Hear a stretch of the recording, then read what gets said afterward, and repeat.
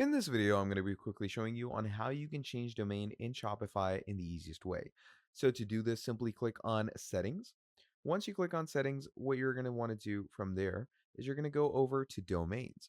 Once you go to Domains, what you do from here is you simply go ahead and choose the domain you want. Okay, so first of all, we have a free domain that Shopify gives us by itself.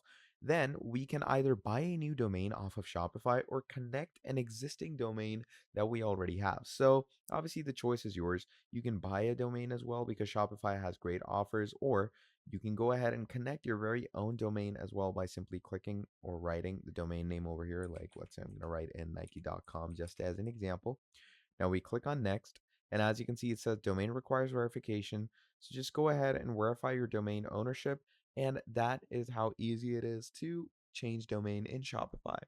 Thank you for watching this video all the way to the end, and I'll be seeing all of you in the next video. Have a great day. Goodbye.